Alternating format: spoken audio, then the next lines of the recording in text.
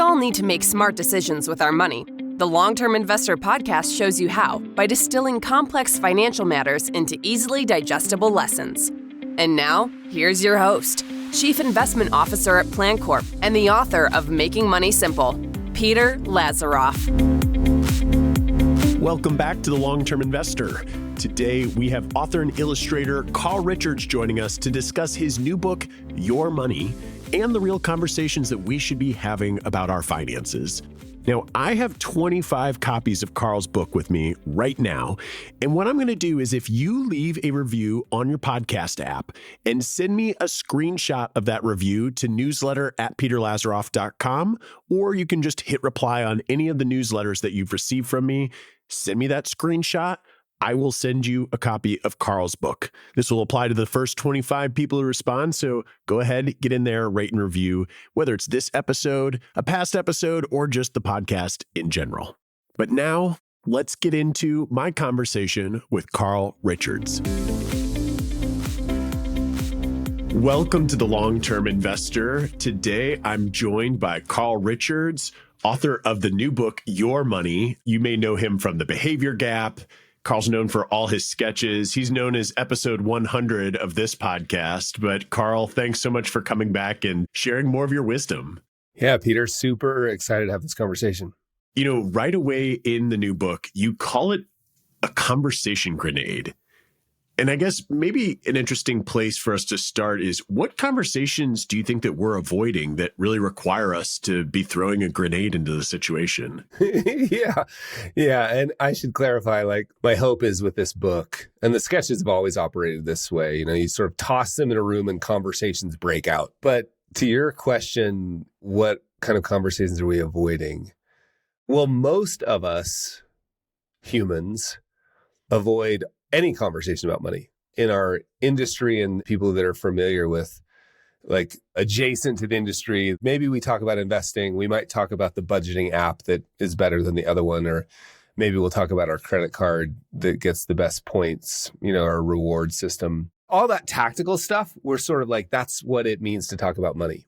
And then we're surprised when we open the American Express bill and suddenly find ourselves in a fight, or as we call them around here, a heated discussion with a spouse or partner, or when a child says something like, "We're the richest family I know," and you're suddenly feeling some weird feeling.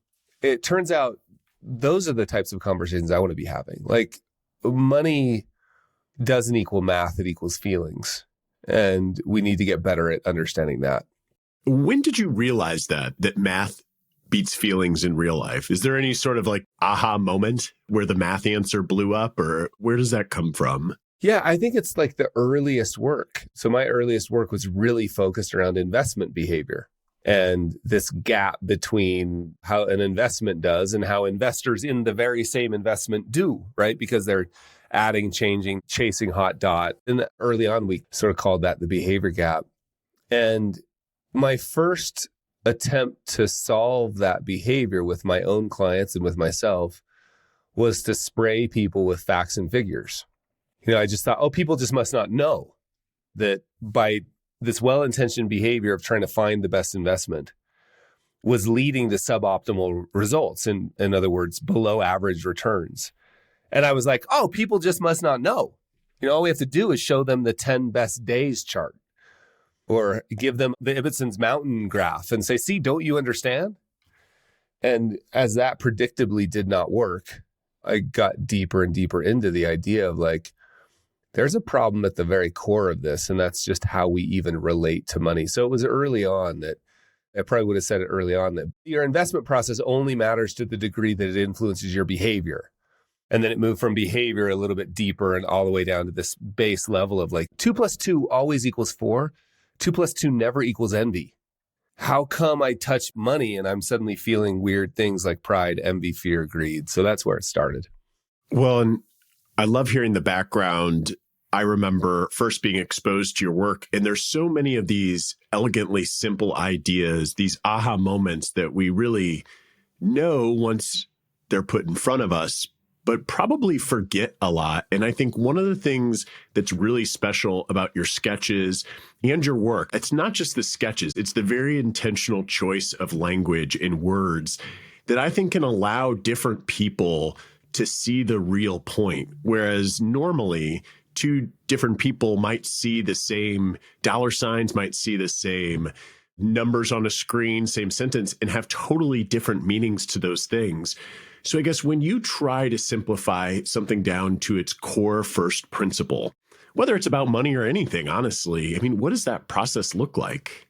That's so kind of you, because that's something I work really, really hard at. And I don't think very many people understand how much effort. There are sketches where I've been thinking about one word for more than a decade. Like, in one word has been like, it's not quite right. It's not quite right. And I often get it wrong, by the way. Like, whenever you take something complex and make it, try to get to the point, get to the heart of the matter, and get to the simplicity on the other side of the complexity, by definition, you have to distill and edit and curate. And sometimes those editorial decisions that you make, you get wrong. Like, you leave out some nuance that turns out was really important. And often I learn that pretty quickly through feedback, which is always like super helpful. But that's the goal, is to get into a problem, understand it really. Like, I think of it as, it's one of the sketches in the book, actually. I think of it as like if you think of just a line coming from the left-hand side of a piece of paper, and it seems really simple. We could apply this to financial decisions too, right? Like, what credit card should I get? That's like such that'll be easy. But the moment you dive into it, you get in this ball of yarn of like, and I think of that ball of yarn as complexity, but largely it's nuance and edge cases, boundary conditions. You're like out here in the weeds thinking about this. And then at a certain point, you have to decide, what if that actually matters? Like, okay, well, after all of that, I think a 2% cash back is great, because then I don't have to deal with the reward systems and points I have to spend. But that simple answer represented a whole bunch of work. And so that's the process of like, I'll do funny things, like I'll pull complete sentences.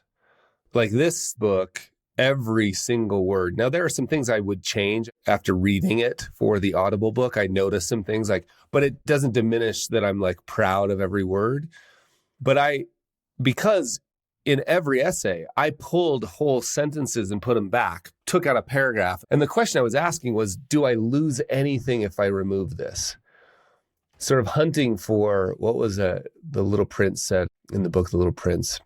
Perfection is not achieved when there's nothing left to add, but when there's nothing left to take away.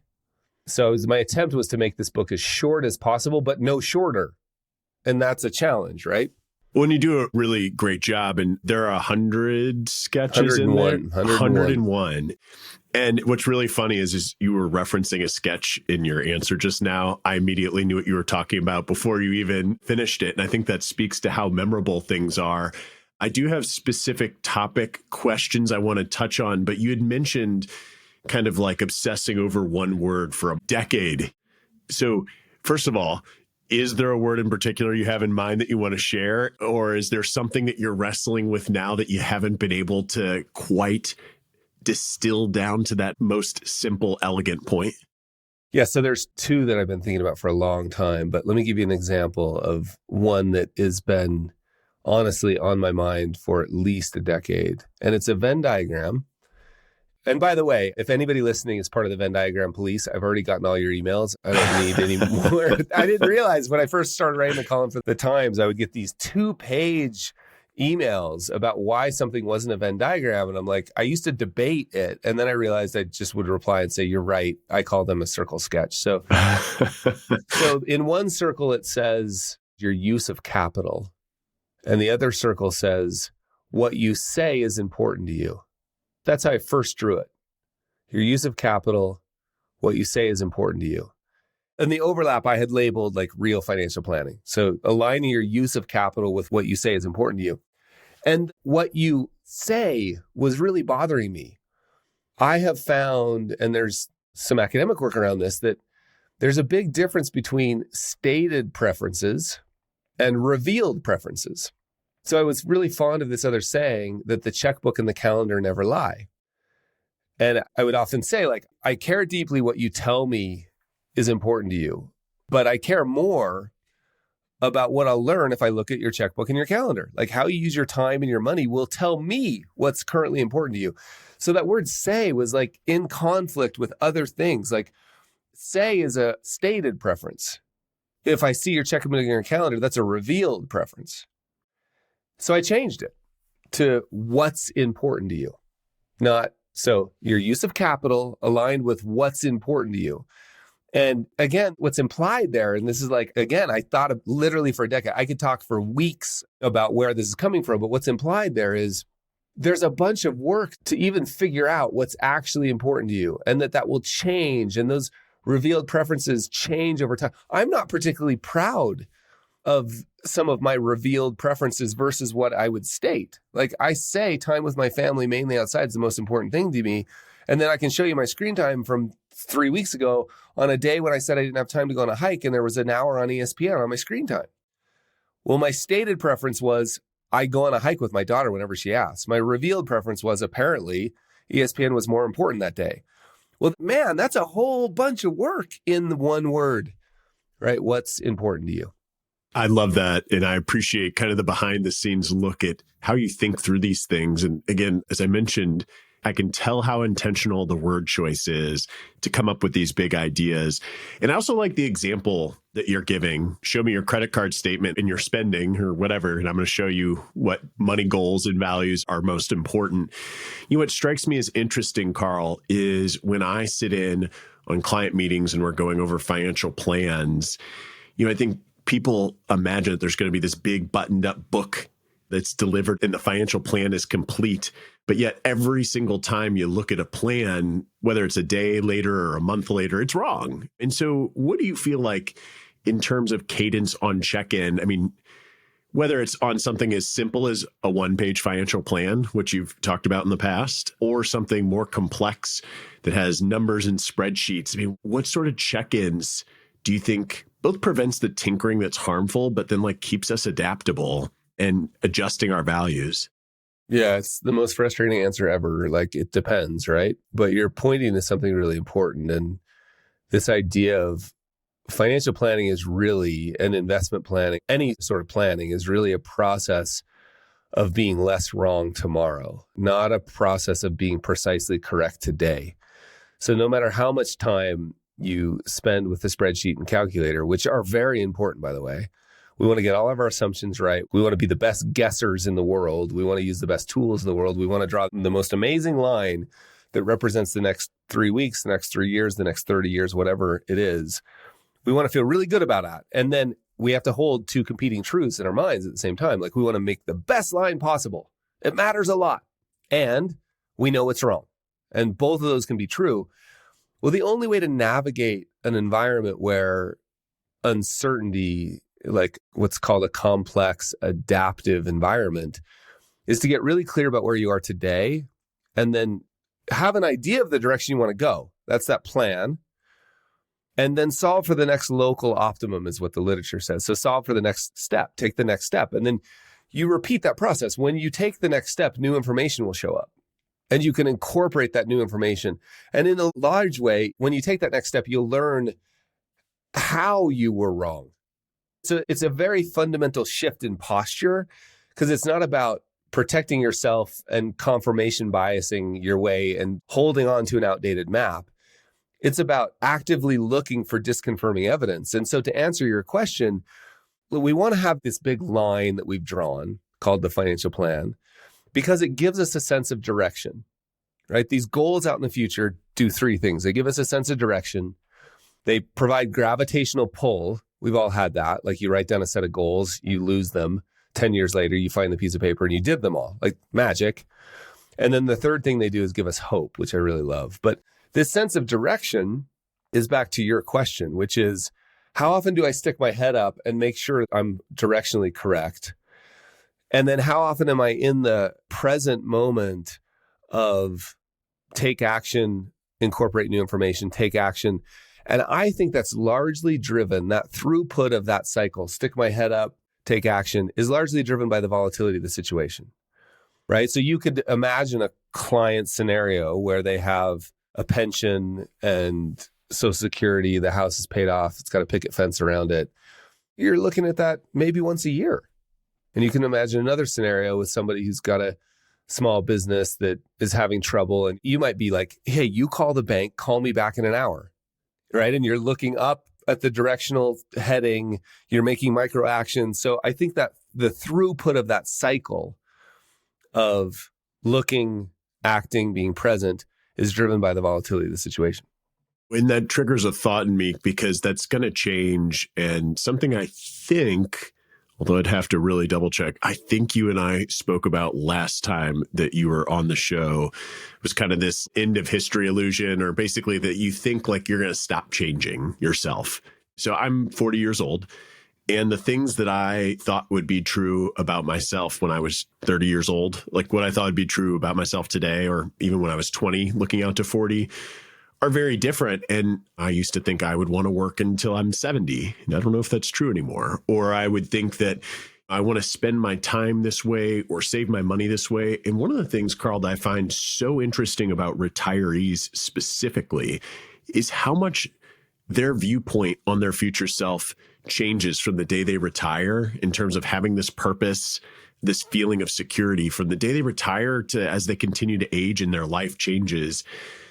Kind of looking at some of the big, it's really hard. I often try to characterize the visuals you have, but they're just so power visually. You talk about future self. You talk about the security as a feeling. How do you get people to really capture these ideas and live them in their choices as they're going through a planning process? I think that as an industry, speaking really broadly, and even as a profession among the kind of people that you and I hang out with, I mean, financial planners who do the work, like real financial planners, we still have a tendency, certainly as an industry, we have a huge tendency, even as this little profession, we still have a tendency to have a false sense of precision about this process. Like, I want to know the end from the beginning. I personally want to, and I know that I can't, and I still want it. And I find myself sometimes desperately grasping for ground beneath my feet. You know, like, could I just find somebody who would tell me what's going to happen with tariff? You know, like whatever it is. Both personal, global, economic issues, political issues, but also like personally, like where am I going to live?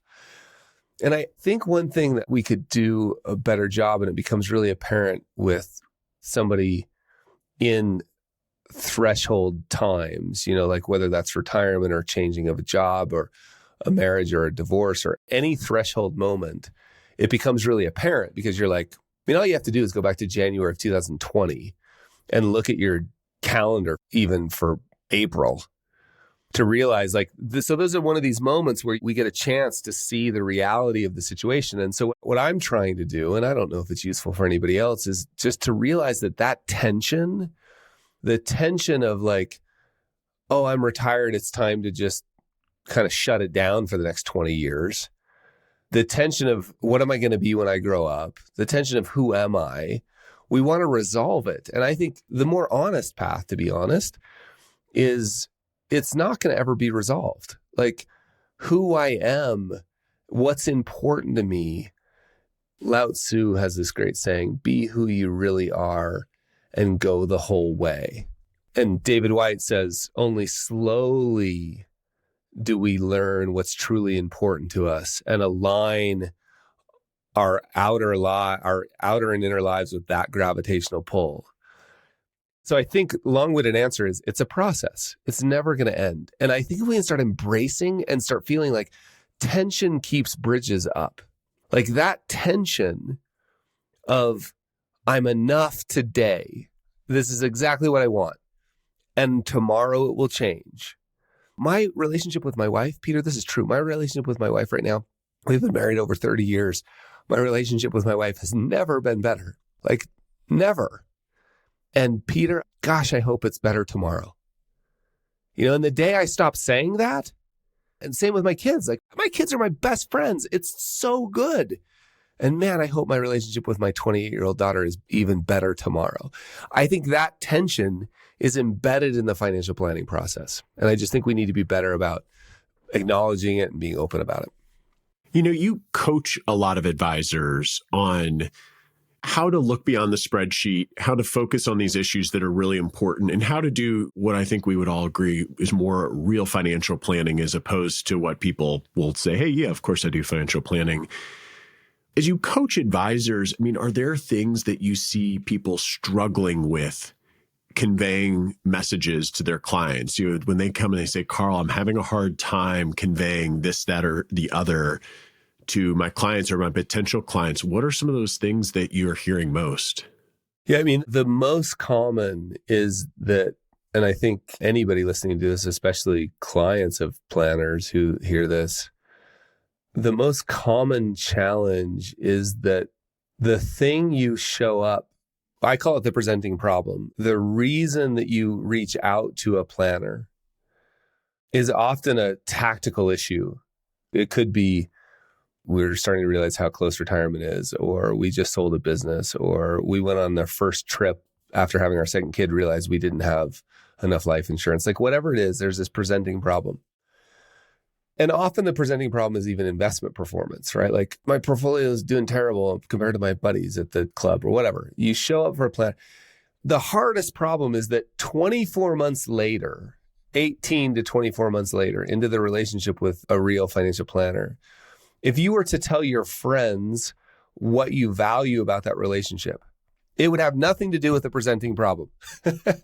Clients don't say, oh my gosh, Sally's been the most amazing financial planner because we have a fantastically modeled, efficient portfolio that's low cost and diversified globally. They say, I'm not worrying about money anymore. They say, I feel like I have enough, or I'm on track, or we have a plan, or I'm not even thinking about it. Like that's what they say. But nobody comes into a financial planner's office saying, I would like to cry on your couch, or please help me get clear about my goals. Nobody says that. And so I think that's the biggest challenge of communicating, is that the presenting problem is really important. Like it's a long story about how this analogy came up. But if you had an arrow in your arm, you were out playing with a bow and arrow with your son, and you had an arrow in your arm, and you go to the emergency room, and the emergency room doctor says, how's the flexion in your ankle? And what's your diet like? You're like, bro, get the arrow out of my arm. So the presenting problem is really important to deal with. And it's only important to the degree that it helps us align your use of capital with your life over time. So I think that's the biggest struggle, is like trying to communicate the value. And I always found myself, back when I had my firm, I always found myself saying to clients, like, I'm telling you right now, we're going to help you in ways that I can't even explain. You're just going to have to experience it. And to be honest, I don't know exactly what the thing will be for you, but I promise you in 18 to 24 months, there will be a thing. And you'll point to it. And so that's the biggest challenge we have in our industry, is the very thing people will value most has to be experienced before they can even realize it's a valuable thing. I love the presenting problem example. Let me challenge you a little bit. I just mentioned to listeners that, you know, you coach a lot of advisors. When I survey the listeners of this podcast, there are clients, there are other advisors, there are do-it-yourself investors. But the one common thread is that if you're listening to a podcast called The Long-Term Investor, you are probably interested in finance. And there's some chance that your spouse has a different degree of interest. Even if they're also interested, maybe it's just different. Maybe it's more, maybe it's less. So I'm curious, for everyone listening, their significant other probably has a different viewpoint of what their presenting problem currently is. So coach our listeners, Carl, how would you suggest that somebody starts a conversation with their significant other about what they think their situation is, or their presenting problem, or if there are any problems? And again, the book is a great conversation starter, but let's kind of dive in and coach those listening right now. How can they start this conversation? Yeah, it's a super good question. And to be clear, I'm sure that your spouse or partner's view of the situation is different than yours, 100%, because it always is. And so the most valuable thing I've seen, I'm trying to be careful about exaggerating, but I think thousands is fair of conversations about money, certainly lots and lots of hundreds. And what I've noticed to be the most important thing is to just start paying attention. And there's a couple of essays actually in the book about this. I remember clients, somebody saying something like that one spouse was totally focused on wanting to pay down the mortgage, and the other spouse was completely focused on investing. So they had a little bit of extra cash above so they could make extra principal payments on their mortgage, or they could invest. And this turned into quite an argument, actually. And in those cases, if you can get to the value underneath it, right? So get away from the presenting issue. Like, I want to pay down the mortgage. I want to make an investment. Let's buy some more real estate. If you can get below, like, hey, and all it takes is just one little question. First of all, noticing, like, instead of being sort of like in this unconscious, like almost like I'm pushing my hands together, like butting heads, pausing and just saying, hey, whoa, wait, help me understand, like, what's behind that? It's really clear to me this is very important to you. Like, so now I'm the aggressive real estate investor guy, and I'm talking to my partner and I'm saying, my spouse, my partner, and I'm saying, and my partner just wants to pay down the mortgage. And in fact, this would be reverse in our relationship. Who cares, right? I could just say, hey, it's really clear to me that paying down the mortgage is important to you. It seems to keep coming up. Help me understand why that's important. So just some acknowledgement that it's really important to you. I mean, Peter, you see this one probably all the time. One of the most conflict-prone issues is education funding. Like, I see this more often with couples. Like, one spouse is like, I paid my way through law school. They're going to pay their way through law school. And the other spouse is like, wait, I thought we were prepared to pay for Harvard if they get in. And often you discover this for the very first time in a conversation with a third party, like an advisor maybe. So again, same question. Man, it seems really important to you. Why is this important? And what ends up happening, like in the case of the mortgage versus investing in real estate, you get to a spot where you're like, oh, having a more secure financial future. In fact, I'm almost positive you'll find a common value. If you can just set aside the right or wrong thing for an issue, change what Stephen Covey said is like, instead of trying to be understood, seek first to understand. So just switch the conversation and be like, you know what? Forget that I want to invest a different way. Like, we can talk about that in a minute. Help me understand. What is that? Like, when did that first occur to you? What have you read that's been helpful? Is that something that was important in your family? These are all like layered questions that you can get to, because almost always, if you can hold space for that kind of conversation, you'll almost always find a value that you agree on. And in this case, like a more secure financial future. And you're just simply saying we have different paths to it. Now we're in a different discussion. We have a common value that we care about. And we're just debating almost like the merits of different ways of getting there. And that could lead to easy conversations of like, hey, I got an idea. What if we trade off? Like, this year we'll send that money to the mortgage, next year. Or what if we do 50-50? Or, you know what? It's so important to you. This actually isn't that important to me. I can do something else. Well, that's a great idea. Let's focus. It's funny how emotional I can feel the empathy of those sorts of conversations, because I've seen them end in divorce, right? I've seen them end in worse than divorce, which is hard to imagine, but financial stress is the number one cause of adult male suicide, right? So if we can get to the spot where we're like, oh, wait, now I understand you. I can have deep empathy for that. And I could probably say, who cares, right? Like, I don't need this thing. Let's focus on what's important to you. Or I can come up with some negotiation, but I've got some ground to stand on. I appreciate you sharing those thoughts, Carl. And listening to you speak just transforms me into a client meeting. But as I mentioned, so many of my listeners, I think, don't use advisors. They really enjoy doing the work themselves. And I think there's not a how-to guide on these conversations. And I think, again, this is a promotional comment, but I mean it, that this book gives you the arsenal to spark conversations. Now, whether or not our listeners can handle those conversations with grace, that's a totally different thing. And it's one of those things that real financial planners do that probably gets a little underappreciated in the grand scheme of things. Seeing how much time I have left of yours, maybe I can kind of get into, I don't know if I want to call it a lightning round, but I went way off script. I have all these drawings that I love that I wanted to ask you about. And you've mentioned, especially on the front end of our conversation, micro actions a couple times. And I really love this. Can you give us a handful of quick moves that you see really compounding for somebody? Or do you want to actually start with what is a micro action and what are some that people can take away? Yeah, I define a macro action as something so small that it almost doesn't feel like it's worth doing. And this comes back to like BJ Fogg's work on tiny habits and a little bit of James Clear, Atomic Habits.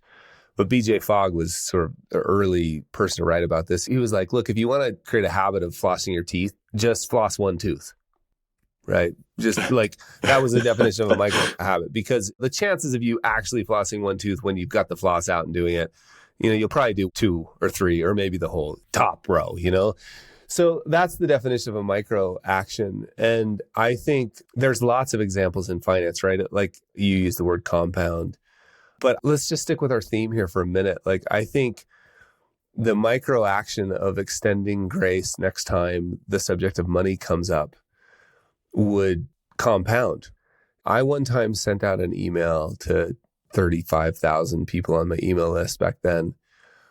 And I said, it was a simple question. I just said, how many of you have fights with a spouse or partner about money? That was it. I said, just hit reply, say yes or no. And I got all these yeses. Yes, we fight about money. So then I went back through and was like, could you tell me more? Could you tell me more?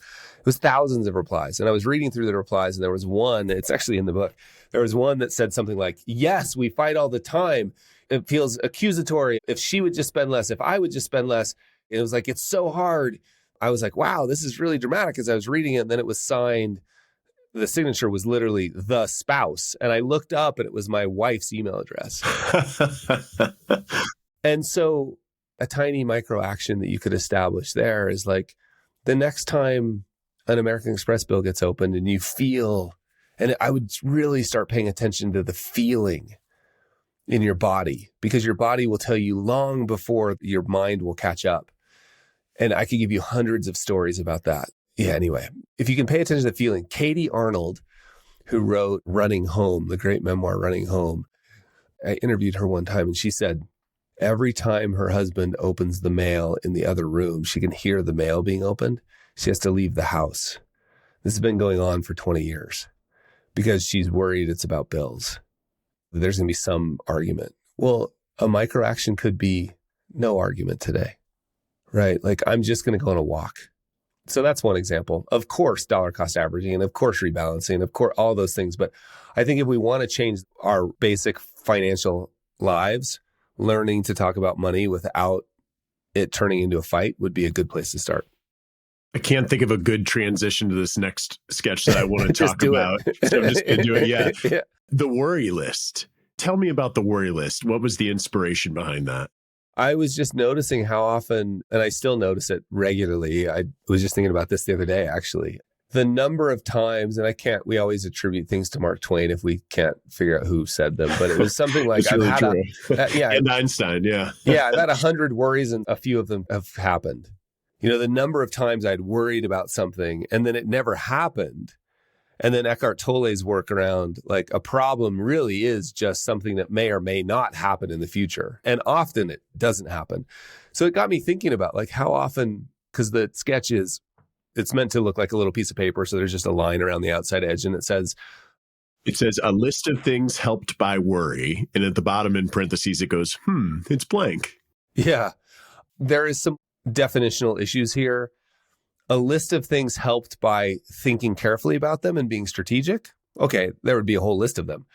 Worry in my mind, what I'm saying, and I think there's some definitional validity to this, is this obsessive, recurring thoughts around something that might happen in the future is how I believe is close to how worry is defined.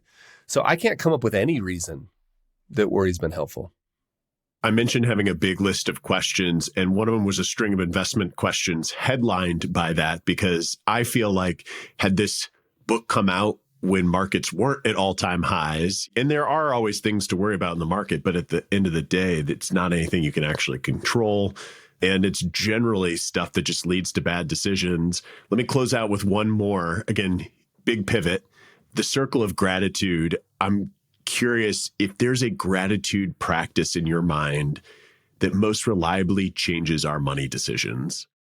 Yeah, this would relate probably to another essay in there around enough and another concept in the book around abundance. And these are all such tricky concepts, right? Like gratitude, abundance, enough. There's so much to talk about around each of them. But I think to me, maybe the question I'm trying to ask myself more is, in fact, this just came up yesterday again. Like maybe I already have everything I need. If I was just 10% more present with what I have, the gratitude practice to me is like, can I take a desire for a thing? Maybe it showed up on Instagram or something. I want that thing. Going back to our conversation earlier, can I understand what's the value I'm trying to capture? A neighbor's got a new $150,000 wake surfing boat, for example, just hypothetically. I want a $150,000 wake surfing boat. So I can focus on that, and I don't have enough, and I'm not feeling super grateful as I'm focusing on that. Or I could say, okay, why would that be important to me? And it's really easy for me to quickly be like, oh, time with friends and family. Boat's such a great way to do that. And then I can ask myself another question. Are there other ways to do that? Oh, there are other ways to do that. I could go on a walk with a friend. I could go on a bike ride with my daughter. And then suddenly I'm back to like, oh, that's a way I could express that same value. And now I'm starting to feel deeply grateful for what I already have versus a little frustrated on what I don't. And so I think to me, it's always about trying to realize like the thing, there's probably a value I'm trying to express in the world based on that desire. And there might be another way to express that value. And I may already have that other way, right? So that's the gratitude practice I try to engage in. Well, Carl, I'm grateful for you joining me here today. And I'm sure listeners and viewers are going to be grateful for the book, Your Money. You can go get it now anywhere you can buy books. And as I said in the introduction, I'm going to be giving away 25 copies of Carl's book to those of you who are leaving reviews and sending me screenshots of those reviews via email. And so, Carl, we're going to get your book into a number of people's hands, but I have no doubt whether people are familiar with your work already or are new to it somehow, they're really going to love what you put together. Peter, means the world to me. Thank you. And just on behalf of your listeners, like I always am so impressed, so grateful, and to be honest, humbled when people spend the time to engage in conversations like this. And this is the whole goal of the book. So thanks for the work you're doing on behalf of everybody listening. Absolutely. Everybody, as always, thanks for listening. And until next time, to Long-Term Investing. Thanks for listening to the Long-Term Investor Podcast. To access free financial resources and submit questions to be answered on the show, visit thelongterminvestor.com. Peter Lazaroff is an employee of PlanCorp and BrightPlan.